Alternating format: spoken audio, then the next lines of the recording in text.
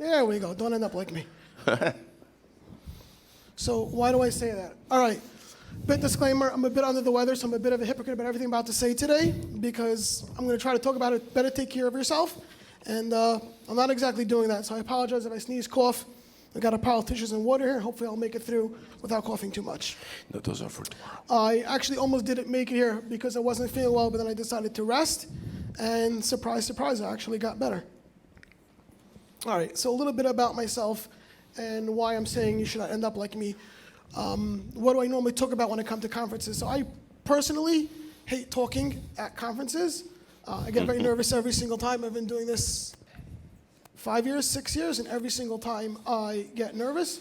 If you go on YouTube and look at AstraCon, the first time that I spoke, there was a lot of humana going back and forth between the slides. So if anybody else here is nervous about getting up and talking, I strongly encourage it because it's very rewarding to help others. So why do I do it? So the main reason why I get up and I speak is to help others. If you look at any of my talks and the things that I've spoken about in the past, it's things that have pained me, it's things that have bothered me, and my experience has been, just from coming to conferences before I've gotten up and spoken, is that things that have bothered me, chances are it's going to bother other people. Whether it's carriers not knowing how to handle traffic, the big tier 1 carriers, big Verizon, the big carriers, or being security concerns with attackers hitting provisioning systems, or troubleshooting, or monitoring, or making sure systems don't blow up. So everything that I've ever gotten up and spoken about was usually in one way or another hurt me or bothered me, and I figured if it's something that bothers me, then chances are it's gonna probably bother other people as well. This year was no different. When they were taking talkers, there was actually presenters, there were 2 things that I was thinking about. One was talking about stir shaken, which sounded like this big problem that I couldn't tackle. I ended up working on it. It ended up being a lot easier than I thought to handle. It was just a couple of lines of code, got a cert, and it just actually worked. It was actually very, very easy. And the other talk was about my personal health. So again, the reason why I'm talking about it is because this is something that I came close to, I wouldn't say dying, but definitely going beyond the point of return of coming back and severely damaging myself. And I didn't see it coming. And the reason why I'm talking about it here is that if I could even influence one person to see the signs that I didn't see, and to see what I should have seen, and how I should have better taken care of myself, it'll be worth it. Like I said, I'm very uncomfortable up here till this morning. I was second guessing if this is something, a talk that I should even talk about. But like I said, my theme has always been, if something bothers me, there's a small chance that it's bothering somebody else. And even if one person could learn from this, it's definitely worth it putting myself out there, being a little bit uncomfortable, just so that other people can learn from my mistakes. So what was my life like before this started? This actually started about a year ago, which is why it resonated. It started about last year, about the time of ClueCon. So what was my life like up until this point?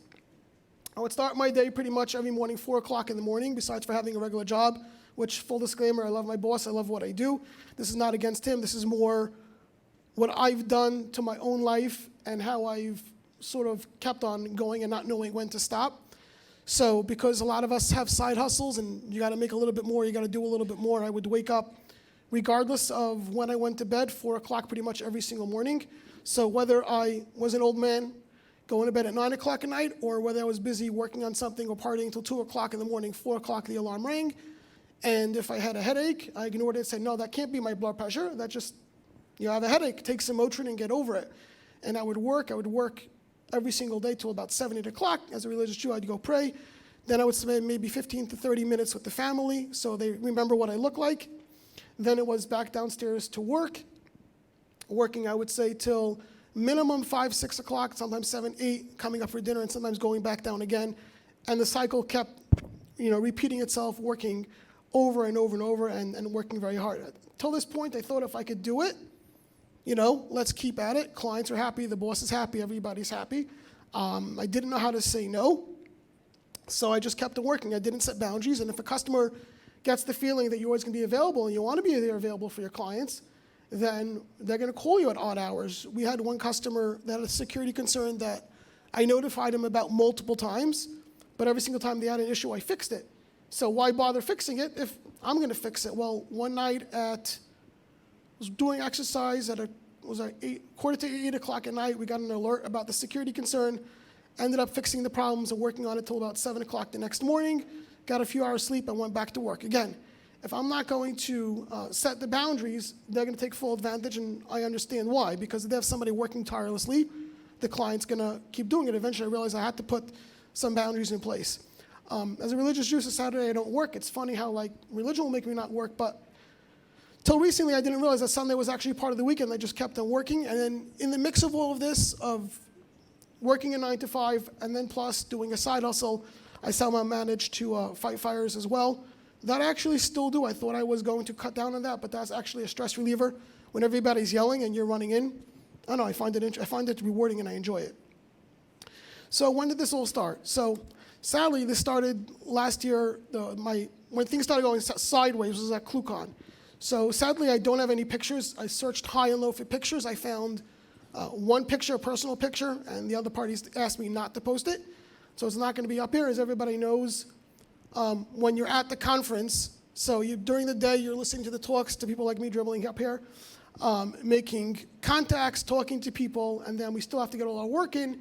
So when I got back to my room, I was working till 1, 2, 3 in the morning, slept late, woke up at 6 o'clock in the morning, kept on working another whole round, came home from ClueCon beyond exhausted, spent the weekend recuperating, rested a little bit that week, back to my normal schedule of sleeping 3-4 hours a night, thinking I could still handle it because this has been working well for me for 15 years, so why shouldn't I keep on doing it? We have a pop in Cyprus. We had a network upgrade we had to do, so I spent the week over there, again, working nonstop. Of course, all upgrades only have to happen on the weekend because the last thing you want to do is push something on a Friday. We all know how that goes.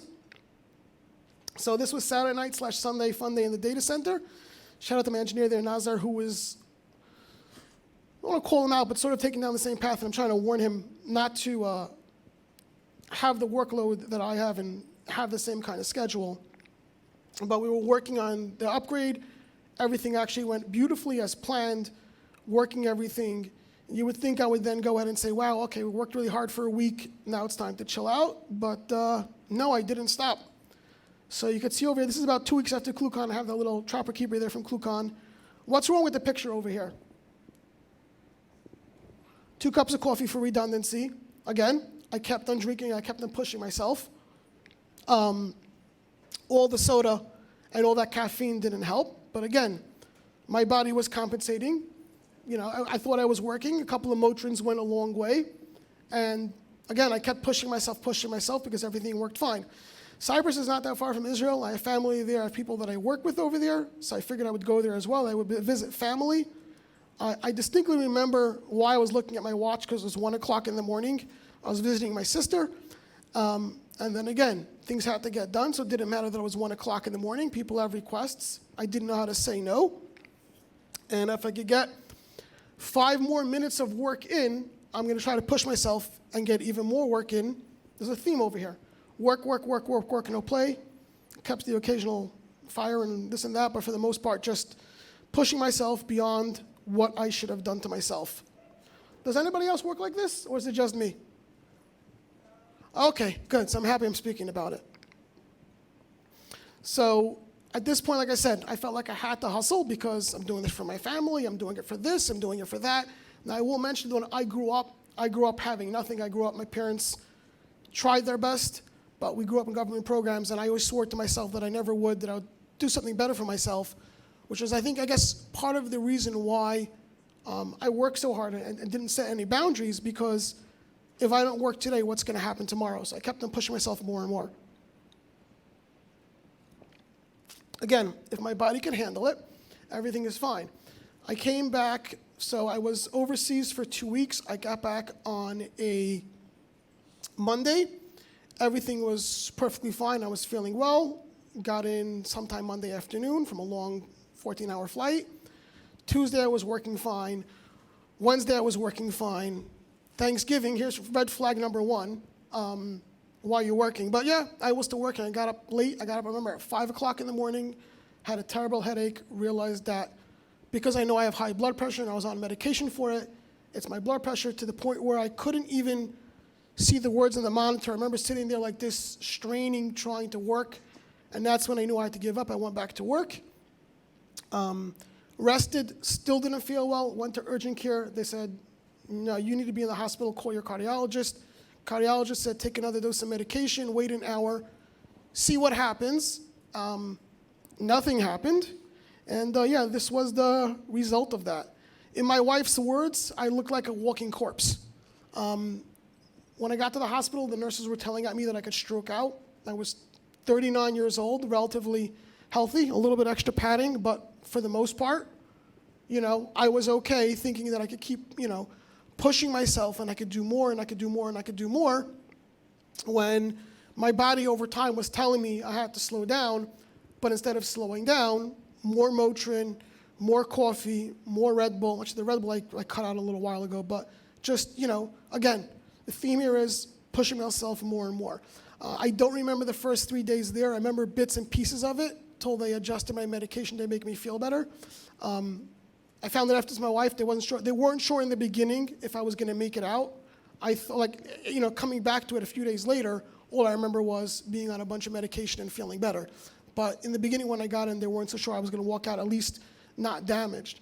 And at that point, when you're laying in a hospital bed, and I will add, there were still at this point when people knew I was hospitalized for overworking myself, I got phone calls about certain issues because things can't wait. And sort of still didn't learn my lesson, because in my hospital bed, I was walking them through fixing certain systems. I think at that point, I should have just turned off my phone and said, sorry, I can't help you. I should have worked hard. So when this happened, I had to ask myself the very uncomfortable question of, why am I doing all this? I convinced myself I'm doing it for my family. I convinced myself I don't want to put my kids through what I went through. But I really had to face an uncomfortable question of, why am I doing all this? I love being in the community. I love doing what I do. I love telecom. I love working hard. I get satisfaction out of doing what I do. You can see from the dangerous demos that I've done in the past where I've hit back at scammers. I love this stuff. I love fixing problems. I love getting a good challenge. I love finding, how people compromise networks, how they got in, and how we're able to get them out. I love learning new things. But at the same time, I finally had to realize that if I'm dead, I'm worthless. Yeah, my boss will make an extra couple of pennies out of me from working harder, but if I'm no longer around, then what worth am I to my family other than my insurance policy? I'm worthless. And at that point, whatever I thought I could do, whatever I thought the extra few minutes I could cram in, if it's going to cost me my health and I'm going to stroke out and lose functionality in my body, there goes ever lifting a server again. There goes coding from two hands to one hand. There goes not being able to do everything that I enjoy. I live for my family. I live for firefighting. I live for running around and enjoying life. And what kind of life am I going to have for the few extra minutes? And what benefit did I got? So there's a few extra dollars in my bank account. I mean, at the end of the day, on my gravestone, it's not going to put my bank account balance. Hopefully, it'll say I was a nice person. I did nice things. So at the end of the day, what's it all for? So what do we learn from all of this? So number one is there's no Amazon Prime for a new heart. I mean, yes, they do have transplants, but they don't really go so well sometimes. So again, why am I going to kill myself and work, super hard, realize that we only have one body and we only live once. And once that's done, you're done. And if you decide to overwork yourself and push yourself too hard, at what point, is it going to be too much? Realize that I can't do everything. It used to be that if I had a list of things to do and more things came up, I just 5 more minutes, 5 more minutes, 5 more minutes. But it doesn't work like that. I mean, it's okay to realize you can't do everything, even if it's your live stream or your boss's live stream. You can't do everything, and at some point you have to say enough is enough. Again, I hope this is resonating. If it's not, at least this is what, I went through. You have to check yourself every so often. You can't fool yourself, because if you do fool yourself, the only person you're fooling is yourself. If it ends up costing you your health, and I'm paying for it now with blood pressure issues, and which will once I'm at the point where I am, it'll never go away. I know how to correct it and exercise, diet, blah, blah, blah, blah, blah. I'm not making fun of it, but I know what I have to do. But even if I'm at the point with certain aspects of my life where I can't go back in time, but at least take care of myself, that I don't do this to myself anything more. And one of the hardest things for me was to ask for help, to speak to people that are smarter than me, realizing that no, I actually don't know everything, and that other people are smarter. There were a couple people that helped me out on getting a good therapist to speak things over and realizing, what you could and can't do and realizing what your capabilities are. And once you come to peace with that, and once you realize what you could and can't do, you actually could end up accomplishing a lot more.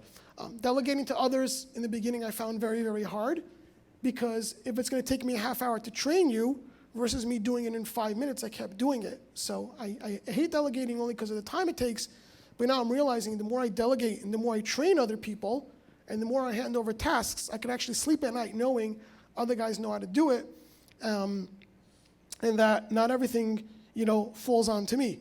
So what specific changes have I made? So I no longer set an alarm for 4 o'clock in the morning, so I have an incentive now to get to bed at a half-decent time. And if I get up at 4 o'clock because my body decides it's rested, great, I'll get up. But if my body decides that I need to sleep till 7 o'clock, I'll sleep till 7 o'clock. Last night I actually got proud of myself, 6 hours of sleep. I actually went to bed and set an alarm for 8, woke up at 5:45, but that was my body was rested. That's okay, so long as I sleep. Some people know I have 3 cell phones. There's a reason behind it.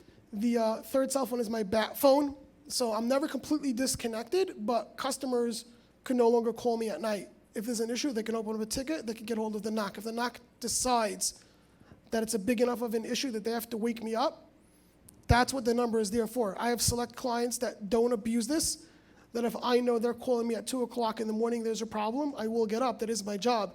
Ultimately, responsibility comes to me, so if there's a problem, I have to fix it, and I have no problem doing it. But unfortunately, what I had to learn is that not everything is my problem, and I don't have to always be around. And I have a team behind me, and the more I train them, the less that's going to end up falling on me. I slowly cut down on my workload. I was discussing these slides with my wife, and one of them is, Sundays I started slowing down. She goes, "No, you haven't. You still work till 5 o'clock." I'm like, "Okay, I'm a work in progress. Let me see I'm slowing down." So at least I'm recognizing that I have to slow down. I work now Sundays till 2, 3 o'clock instead of 5 o'clock, and I start at 9 o'clock instead of starting at 4. So easy little baby steps. I'm constantly reevaluating and adjusting my priorities as needed. So if things come up, like I said, I used to go ahead and think I have to get everything done. So if something urgent comes up that can't wait, well, something else is going to have to get bumped out. And I have an agreement with my wife that 6 o'clock comes, I'm done working. Unless all hell is breaking loose, it is what it is. If things go sideways, they go sideways, I'll work on it. But if systems aren't down and a customer needs to be provisioned, if it's not urgent, it's going to wait till tomorrow. If we're working on a systems upgrade and we're testing and I run into an issue recently we're working on an upgrade now when there was an issue with the way the database was set up. Instead of pushing myself like I used to because I want to figure this out today because the schedule says we have to do the upgrade this weekend. Sorry, boss, it's not happening. We're going to push everything off because, again, if I'm sick and not around to do it, there are going to be 0 upgrades. So I'd rather push it off a week and be healthy than get sick and not push it off. Another thing that I do is I try to play a little bit more. So I try to find interesting projects to work on, getting back to what I enjoy, what I like doing. And I actually found that I forgot how valuable, sleep is, that when I actually sleep a full night, I feel rested. I end up getting more done than if I try to cram in an extra hour or 2 the day before, then the next day I'm exhausted, and then I lose 8 hours versus losing 2 hours before. And it took me a very long time to realize this. Like, Saturday nights, I have a hard time falling asleep because I'm too rested over the weekend, and I used to push through, which is great. I got a few hours of work in, but now my Sunday's messed up, now my Monday's messed up, now my Tuesday's messed up. So if I can't fall asleep at night, it's 1 milligram of melatonin and go back to bed. It's no longer, hey, I'm up, I could get more work in. Like I said, it's a lot easier to work on stuff when you're relaxed and looking at cup number 9 of coffee espresso, pushing yourself. Like I said earlier, delegating was harder. It was easier to go ahead and get other people. It was easier to do everything myself than to get other people to do it. But the more I delegate and the more I work on myself, the more I realize that taking it easy and working less may seem counterproductive to getting things done, but it's actually a way of getting a lot more done. So my conclusions is don't be like me. Well, don't be the former self like me. Sadly, it took me till 39. I just turned 40, and I'm realizing that. Yeah, I'm probably at the halfway point, and the main thing is not to look at what I've done. It's more to see the signs of my body telling me to stop and realizing that and moving forward, figuring myself out and making sure that I don't keep repeating the same mistakes. I will admit 6 months ago I had pneumonia because, again, I was pushing myself a little bit, but the second I got sick, as opposed to pushing myself to where I was out of it, I saw myself getting sick, called up my boss and said, all right, I'm done. I'm taking the next 3 days off. It is what it is. And told my clients, my side hustle as well, if I keep working, I apologize, but I'm not going to be available. Another thing I've got to stick in is that I pace myself now. So if I know I'm working on a side hustle where it's going to take me 2 weeks, I now say it's going to take me 2.5, 3 weeks. So if things come up or if I'm not feeling well, I have that. I think that was one of the most important things that I did, where I didn't spec everything out to exactly how long it was going to take me. Add 20, 30, 40%. The worst thing that's going to happen is you tell a client it's going to take 3 weeks, they hear me and they get upset. And if it takes 3 weeks, great, because you got sick, great. But if it gets done in 2 weeks, now you're the hero because you got it done early. Treat your body. You only have one body. Treat it well, and it'll treat you in kind. So the more you take care of yourself, the more you'll feel you'll be able to do more. And unfortunately, I learned the hard way. So I just hope nobody else here has to. And that's it.